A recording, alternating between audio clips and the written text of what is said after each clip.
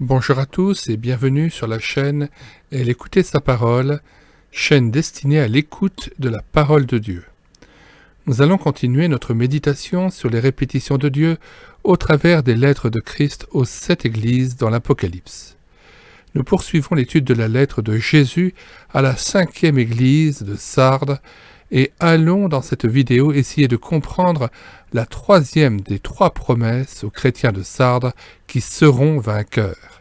Je confesserai son nom devant mon Père et devant ses anges. Nous essaierons de définir ce que peut représenter le fait de confesser le nom de Jésus et nous essaierons de mieux comprendre l'honneur et la gloire qui nous seront accordés lorsque notre Seigneur confessera notre nom devant Dieu le Père et devant les myriades célestes. Mais prenons soin, au préalable, de relire cette lettre dans son intégralité. Apocalypse 3. Écrit à l'ange de l'église de Sardes, voici ce que dit celui qui a les 7 esprits de Dieu et les 7 étoiles. Je connais tes œuvres. Je sais que tu as le nom d'être vivant, mais tu es mort. Sois vigilant et affermis le reste qui est près de mourir, car je n'ai pas trouvé tes œuvres accomplies pleinement devant mon Dieu. Rappelle-toi donc comment tu as reçu et entendu, et garde et repens-toi. Si tu ne veilles pas, je viendrai comme un voleur, et tu ne sauras pas à quelle heure je viendrai sur toi. Cependant, tu as à Sardes un petit nombre de noms qui n'ont pas souillé leurs vêtements, ils marcheront avec moi en vêtements blancs, parce qu'ils en sont dignes. Celui qui vaincra sera revêtu ainsi de vêtements blancs, je n'effacerai point son nom du livre de vie, et je confesserai son nom devant mon Père et devant ses anges. Que celui qui a des oreilles entende ce que l'Esprit dit aux églises. 1. Confesser le nom de Dieu dans l'Ancien Testament. C'est un leitmotiv essentiel de l'ensemble des Saintes Écritures. Dans les psaumes déjà, il était dit « Louez l'Éternel, serviteur de l'Éternel, louez le nom de l'Éternel, que le nom de l'Éternel soit béni dès maintenant et à jamais, du lever du soleil jusqu'au couchant, que le nom de l'Éternel soit célébré. » Loin de vouloir dresser un catalogue des expressions renvoyant au nom de l'Éternel, nous ne citerons qu'à titre de deuxième exemple ce passage du psaume 145. Verset 11. « Roi de la terre, et tous les peuples princes et tous les juges de la terre, jeunes hommes et jeunes filles, vieillards et enfants, qu'ils louent le nom de l'Éternel, car son nom seul est élevé, sa majesté est au-dessus de la terre et des cieux. » Ajoutons à cela que le terme de nom renvoie très souvent dans la Bible au terme de personne. 2. Les 4 mentions du nom dans le passage d'Apocalypse 3 dans la 5e lettre du Christ à l'église de Sardes. Il est possible que les 4 mentions de onoma ou de nom dans cette lettre au verset 1, 4, 5a, 5b soient reliées par un thème commun qui met en évidence le contraste entre des croyants authentiques et des faux chrétiens. Ceux qui se réclament du nom de chrétiens et sont connus comme tels, mais qui continuent à compromettre leur témoignage, seront exposés au jugement dernier comme n'ayant pas un nom de chrétien véritablement reconnu. D'un autre côté, ceux qui restent fidèles au nom chrétien qu'ils professent seront reconnus dans l'avenir comme ayant une véritable identité chrétienne. Ceux qui démontrent que leur nom de chrétien est authentique et qui montrent qu'ils ont une vie spirituelle réelle, comme dans 3 verset 1b, reçoivent la promesse que leur nom ne sera pas effacé du livre de vie et qu'il sera confessé comme authentique par Jésus au dernier jour. Bill, The Book, page 279 à 280, cité par Alfred Kuhn dans son commentaire de l'Apocalypse, Encyclopédie des difficultés bibliques. Rappelons-nous aussi, comme nous avions déjà eu l'occasion de le remarquer, que les promesses du Christ sont faites en relation directe avec les défauts observés, constatés et dénoncés au début des épîtres. Ainsi donc, là où le témoignage et la confession de foi des chrétiens de Sardes ne furent pas vécus en lui et par l'Esprit Saint, il se peut que leur service était devenu un témoignage charnel. Peut-être qu'ils témoignaient d'ailleurs, mais dans un esprit de prosélytisme et de zèle non conforme aux attentes du Seigneur. Une évangélisation tiède et sans conviction, voire une absence de témoignage, Jésus va réveiller leur esprit et les renouveler dans leur confession de foi, et c'est désormais en lui et par son esprit qu'ils sauront glorifier Dieu. En retour, Jésus, après leur victoire sur leur témoignage galvaudé ou éteint, saura rendre justice à leur réveil et témoignera en eux-mêmes devant le Père de l'authenticité retrouvée et de la vitalité de leur zèle retrouvée à faire connaître son nom et le nom de son Père. 3. Qu'est-ce que confesser le nom de Jésus-Christ? A. Sens de confesser, homologein en grec, veut dire parler d'accord avec, être d'accord avec, convenir de, reconnaître, confesser, avouer. Nous avons d'ailleurs, en Matthieu chapitre 10, verset 32, qui est le passage parallèle qui nous vient à l'esprit en premier avec ce texte d'Apocalypse, une répétition expressive à 2 reprises de ce mot, celui qui confessera, qui me confessera devant les hommes, je le confesserai aussi devant mon Père, qui est dans les cieux. Dans le texte de l'Apocalypse, il est notable aussi qu'il y a 2 reprises la répétition de devant mon Père et devant ses anges. Je confesserai son nom devant mon Père et devant ses anges.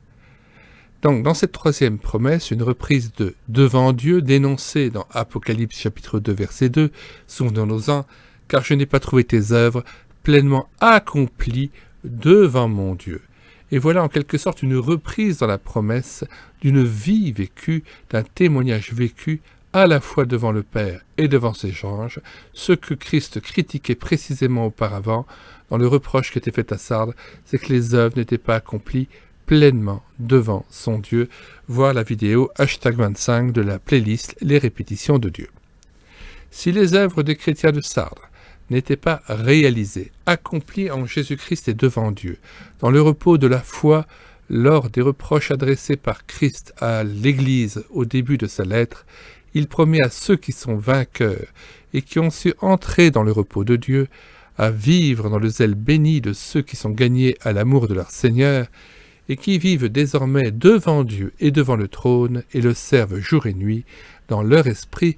Alors, en retour, Jésus-Christ saura être juste et, en réciprocité, les confessera aussi devant son Père et devant ses anges, devant qui ils auront appris à se tenir le reste de leur vie. En fait, comme nous l'avions vu précédemment, confesser notre nom de la part de Christ, c'est confesser notre personne, ce que nous sommes en lui, ce que nous sommes devenus en lui et par lui. Il nous donnera, nous l'avons déjà vu, un nom nouveau, reflet sans doute de notre service sur la terre.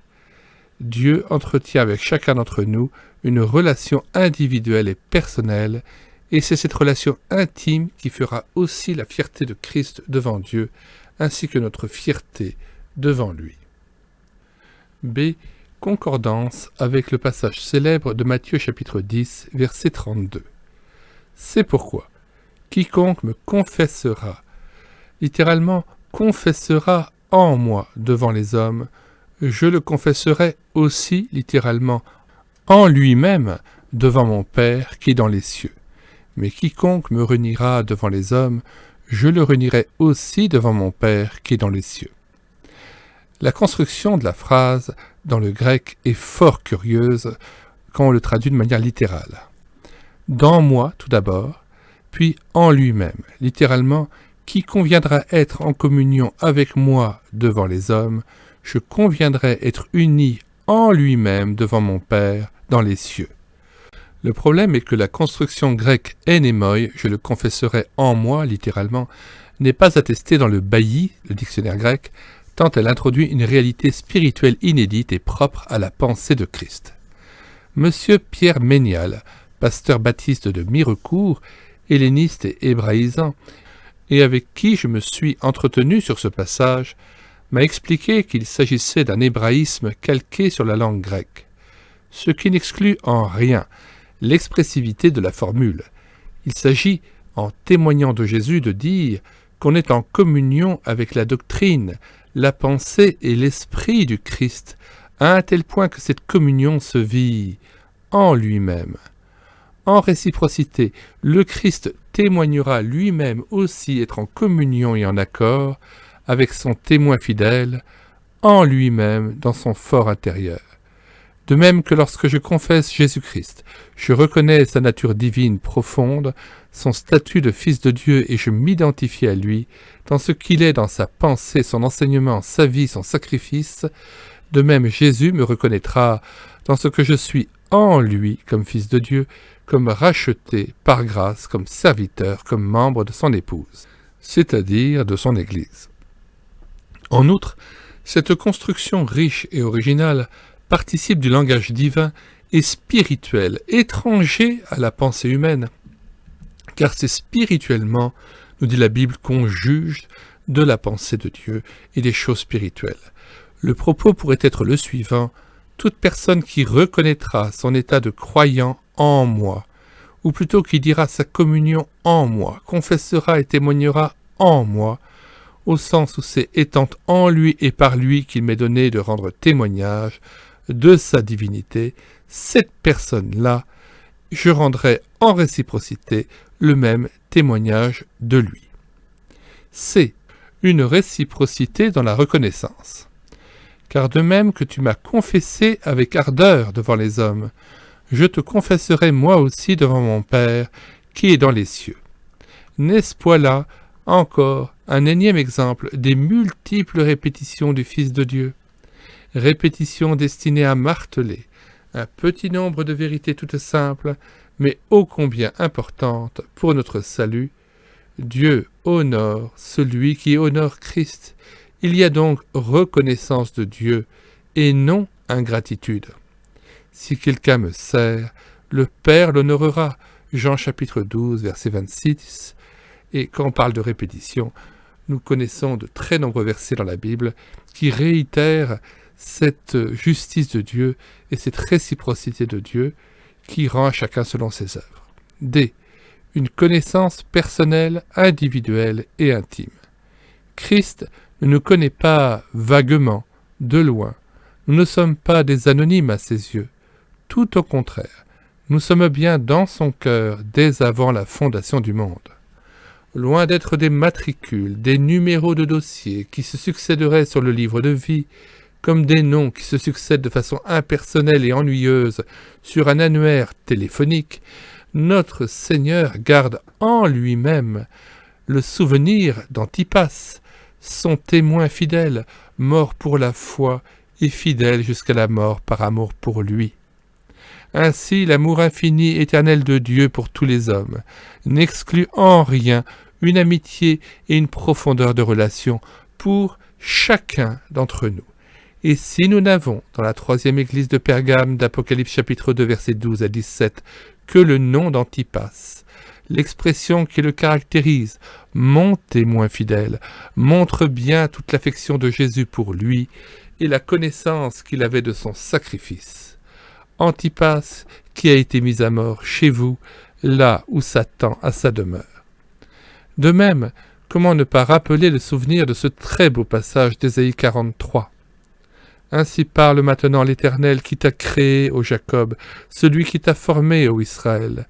Ne crains rien, car je te rachète, je t'appelle par ton nom, tu es à moi. Si tu traverses les fleuves, je serai avec toi, et les fleuves, ils ne te submergeront point.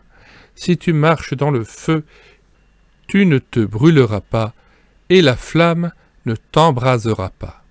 Car je suis l'Éternel ton Dieu, le Saint d'Israël ton Sauveur. Ainsi ce texte nous livre là une clé de la signification de la troisième promesse de l'Esprit Saint à l'église de Sardes.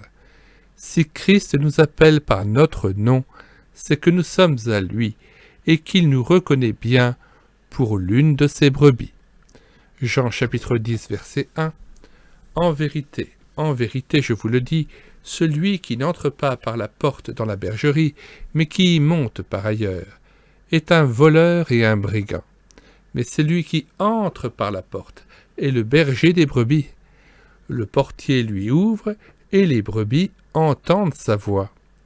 Il appelle par leur nom les brebis qui lui appartiennent, et il les conduit dehors.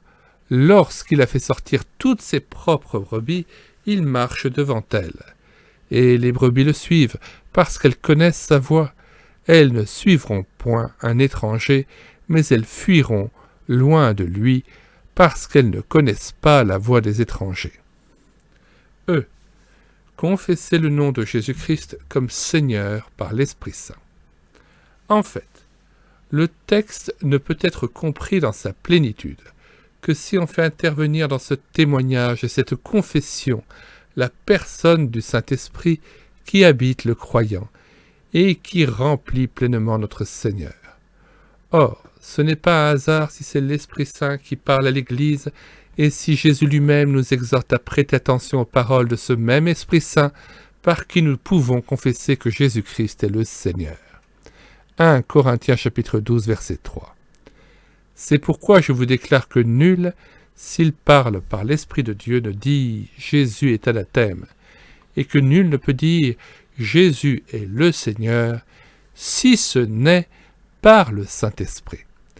De même que le Saint-Esprit habite en nous et nous donne le pouvoir d'être enfants de Dieu et, ce faisant, de témoigner selon Dieu. Jean 15, verset 26. Quand sera venu le Consolateur, que je vous enverrai de la part du Père, l'Esprit de vérité qui vient du Père, il rendra témoignage de moi. Et vous aussi vous rendrez témoignage, parce que vous êtes avec moi dès le commencement. Si donc nous pouvons confesser Jésus devant les hommes et devant Dieu, c'est par l'Esprit du Seigneur qui habite en nous. Si Jésus pourra en réciprocité à son tour confesser notre nom devant le Père et devant ses anges qui auront été spectateurs de nos vies, c'est uniquement par son Esprit. 1 Corinthiens chapitre 4 verset 9. Car Dieu, ce me semble, a fait de nous apôtres, les derniers des hommes, des condamnés à mort en quelque sorte, puisque nous avons été en spectacle au monde, aux anges et aux hommes. F. Son nom écrit sur notre front. C'est parce que Christ aura été formé en nous par son Saint-Esprit, que nous aurons porté ainsi dans nos corps, nos âmes et notre esprit la marque, la signature, le nom de Jésus sur notre front, siège de nos pensées et notre esprit, ainsi que sur nos mains, symbole des œuvres que nous accomplirons lors de notre pèlerinage sur cette terre. Apocalypse 7, verset 3, et il dit « Ne faites point de mal à la terre, ni à la mer, ni aux arbres, jusqu'à ce que nous ayons marqué du sceau le front des serviteurs de notre Dieu. » Apocalypse 14, verset 1, « Je regardais, et voici l'agneau se tenait sur la montagne de Sion, et avec lui 144 000 personnes qui avaient son nom, et le nom de son Père écrit sur leur front. » Ces 144 000, soit 12 fois 12 fois 1000, représentent l'ensemble de ceux que Jésus confessera dans l'éternité, non pas au sens littéral du terme, mais au sens symbolique.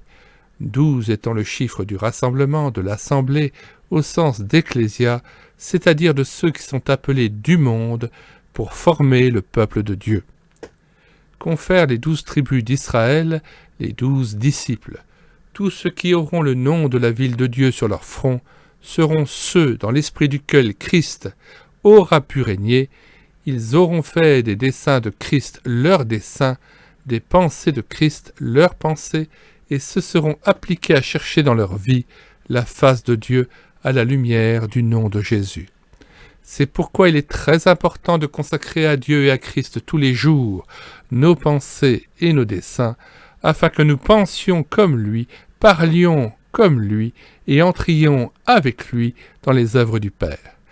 De même, nous qui avons été scellés du Saint-Esprit après avoir cru en lui, Éphésiens chapitre 1 verset 13, nous qui sommes devenus une habitation de Christ en esprit et à qui il fut donné de témoigner en lui, Jésus nous fait la promesse, si nous sommes vainqueurs, de reconnaître sa présence en nous-mêmes devant le Père.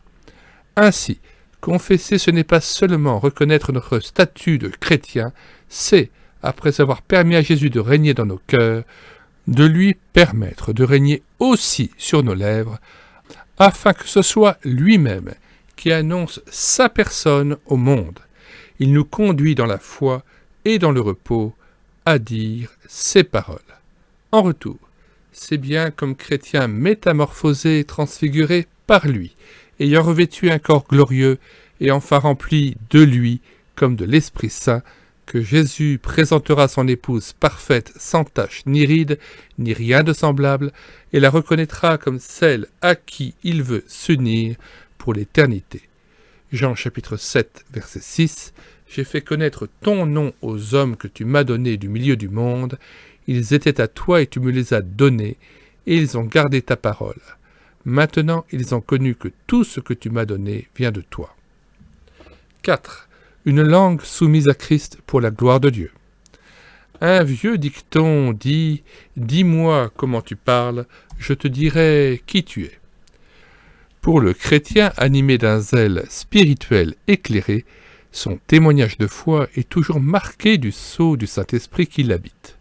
Il sait s'effacer devant le Christ pour le laisser parler en quelque sorte. Cette intimité glorieuse conduit le témoin authentique à lui soumettre sa langue, par nature indomptable, afin que Jésus puisse régner aussi dans les mots qui sont dits, afin qu'ils portent du fruit et engendrent la vie. Jacques chapitre 3 verset 11 et Jacques chapitre 3 verset 17 à 18.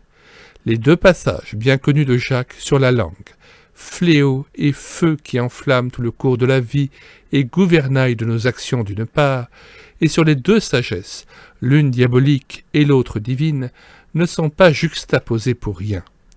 Notre sagesse sur cette terre sera manifestée par nos paroles et notre confession de Jésus par nos lèvres et par nos actes. Matthieu 12, verset 36.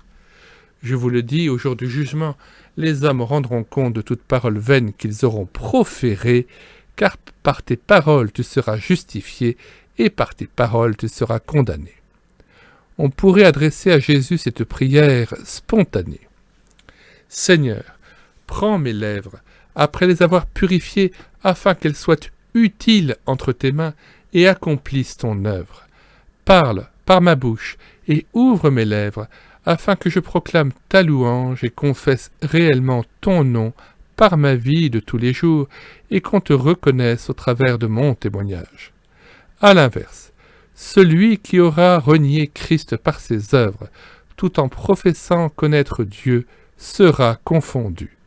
Les psaumes déjà dénonçaient un usage pernicieux, toxique, délétère et destructeur de la langue. Psaume 12, verset 3. Que l'Éternel extermine toutes les lèvres flatteuses, la langue qui discourt avec arrogance, ceux qui disent « Nous sommes puissants par notre langue, nous avons nos lèvres avec nous, qui serait notre maître ?» Parce que les malheureux sont opprimés et que les pauvres gémissent, maintenant, dit l'Éternel, je me lève, j'apporte le salut à ceux contre qui l'on souffle. De même, Tite chapitre 1 verset 16 dénonce ces faux chrétiens dont la profession de foi est un mensonge et un blasphème devant lui. Ils font profession de connaître Dieu, mais ils le renient par leurs œuvres, étant abominables, rebelles et incapables d'aucune bonne œuvre. 5. Un témoignage authentique devant les hommes. A. Le témoignage de Jésus. Ici, nous voyons que le témoignage de Christ en Judée et en Israël, cette belle confession qu'il rendit sur la terre aux hommes, a contribué à faire connaître le nom de Dieu, sa personne, son amour, comme sa justice. Jean 17, verset 4, « Je t'ai glorifié sur la terre, j'ai achevé l'œuvre que tu m'as donnée à faire. Et maintenant, toi, Père, glorifie-moi auprès de toi-même de la gloire que j'avais auprès de toi avant que le monde fût. J'ai fait connaître ton nom aux hommes que tu m'as donnés du milieu du monde. Ils étaient à toi et tu me les as donnés et ils ont gardé ta parole. B. Le témoignage de notre baptême. Marc 16, verset 15. Puis il leur dit, « Allez par tout le monde et prêchez la bonne nouvelle à toutes les nations. Celui qui croira et qui sera baptisé sera sauvé, mais celui qui ne croira pas sera condamné. » C'est souvent après notre conversion que nous demandons le baptême, reflet de notre mort avec Christ à la croix et de notre résurrection avec lui dans les lieux célestes. C'est devant des témoins rassemblés et invités à cette occasion dans l'église locale qu'ils peuvent affirmer leur foi, confesser le nom de Christ et l'œuvre de salut qui s'est opérée dans leur cœur.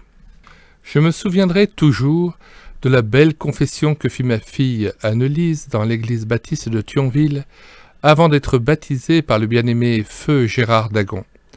Elle n'avait alors que 11 ans, mais avait fait des pieds et des mains, si je puis dire, pour pouvoir être baptisée.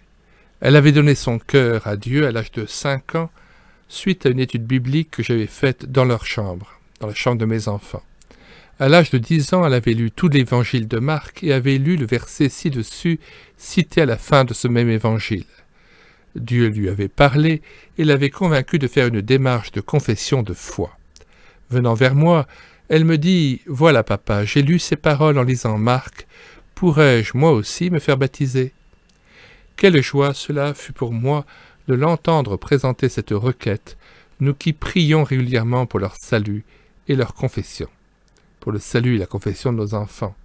Quel beau cadeau du Seigneur lorsqu'il nous permet d'assister au baptême de nos enfants. Alors, pour en revenir à sa confession publique, qui précéda le baptême, elle lut quelques lignes qu'elle avait rédigées sur une feuille et termina par ces termes. « Même si je n'ai que 11 ans et que je n'ai pas forcément les mots pour tout dire ce que je crois et dire ce que je ressens, ce que je sais, c'est que j'ai reçu Jésus dans mon cœur, qui m'a lavé de mes péchés et que j'ai la vie éternelle. » C. Le témoignage de Timothée comme de l'Église dans l'histoire. De même, Paul rend témoignage d'une prise de parole publique de Timothée au sujet de son espérance du salut. Ce fut, selon ses dires, une belle confession faite en présence d'un grand nombre de témoins, 1 Timothée 6, verset 11. Pour toi, homme de Dieu, fuis ces choses, c'est-à-dire l'amour de l'argent, et recherche la justice, la piété, la foi, la charité, la patience, la douceur. Combat le bon combat de la foi, saisis la vie éternelle à laquelle tu as été appelé et pour laquelle tu as fait une belle confession en présence d'un grand nombre de témoins. Au fond, en témoignant de Jésus, nous témoignons, comme Timothée a pu le faire, de la vie éternelle qui est dans le Fils de Dieu et du royaume de Dieu qui est devenu notre royaume, de la Jérusalem céleste qui est devenue notre cité. De même, cette confession de Christ peut se faire devant les hommes que nous sommes appelés à évangéliser, mais aussi devant l'Église où nous proclamons notre foi, le jour de notre baptême, comme lors du culte de témoignage par exemple, qui peut se vivre le dimanche. Cette prise de parole se fait toujours par l'intermédiaire et l'intervention du Saint-Esprit. Matthieu chapitre 10, verset 18, « Vous serez menés à cause de moi devant des gouverneurs et devant des rois pour servir de témoignage à eux et aux païens. Mais quand on vous livrera, ne vous inquiétez ni de la manière dont vous parlerez, ni de ce que vous direz. Ce que vous aurez à dire vous sera donné à l'heure même. Car ce n'est pas vous qui parlerez, c'est l'Esprit de votre Père qui parlera en vous. » D. Importance de confesser de sa bouche le Seigneur Jésus. Romains chapitre 10, verset 8. Que dit-elle donc, cette justice qui vient de la foi? La parole est près de toi, dans ta bouche et dans ton cœur. Or, c'est la parole de la foi que nous prêchons.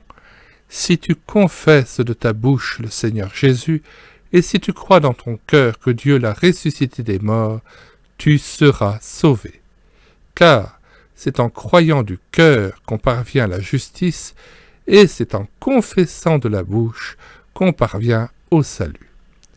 Réalisons la profondeur du propos de Jésus et sa promesse faite aux chrétiens de Sardes qui, sans doute, avaient cessé d'avoir un témoignage vivant en Jésus et par l'Esprit Saint. Rappelons le reproche qui leur était fait, ils avaient le nom d'être vivants, mais en réalité ils étaient morts. Leurs œuvres n'avaient pas été faites, exécutées, accomplies pleinement en Dieu et devant Dieu, voir vidéo #25 dans cette playlist. Or, dans l'œuvre de Dieu, le témoignage, et donc la prise de parole est essentielle, cruciale et fondatrice de l'Église. C'est cela, confesser le nom de Jésus sur cette terre, verbaliser son nom, le prononcer comme non pas un mantra, non pas comme une formule de conjuration ou comme un moulin à prière. C'est s'identifier à lui au plus profond de nous-mêmes, contempler sa gloire, être transformé à son image de gloire en gloire, et dans la maturité de la foi, le laisser se former dans notre cœur jusqu'à ce qu'il y règne en maître, ceci au point que Paul put dire, Galates chapitre 2 verset 20, « J'ai été crucifié avec Christ, et si je vis, ce n'est plus moi qui vis, c'est Christ qui vit en moi. Et si je vis maintenant dans la chair, je vis dans la foi au Fils de Dieu qui m'a aimé et qui s'est livré lui-même pour moi. » Le ministère de Paul consistait à rester encore sur cette terre et faire en sorte que Christ soit formé dans le cœur des chrétiens dont il avait la charge par la confession même du nom de Jésus, c'est-à-dire par le fait de faire connaître le mystère de Christ, ses profondeurs, ses avertissements, son conseil, sa pensée, son amour, ses desseins. C'est ce qui justifiait aussi, aux yeux de l'apôtre, le fait de rester sur cette terre pour le service de la foi des croyants. C'est pourquoi il est très important de ne pas nous prêcher nous-mêmes, mais bien de prêcher le Seigneur. Je suis comme quelqu'un qui trouve un grand butin en connaissant et approfondissant ta parole. Ce butin, le chrétien ne peut le garder pour lui-même, mais il veut le partager par son témoignage qu'il donne en Jésus, comme au travers de sa personne. À l'inverse, celui qui ne confesse pas Jésus devant les hommes n'entendra pas son nom confessé par Christ devant son Père et devant ses anges. Jean 12, verset 47, « Si quelqu'un entend mes paroles et ne les garde point, ce n'est pas moi qui le juge, car je suis venu non pour juger le monde, mais pour sauver le monde. Celui qui me rejette et qui ne reçoit pas mes paroles à son juge, la parole que j'ai annoncée, c'est elle qui le jugera au dernier jour. Car je n'ai point parlé de moi-même, mais le Père qui m'a envoyé m'a prescrit lui-même ce que je dois dire et annoncer. » 6.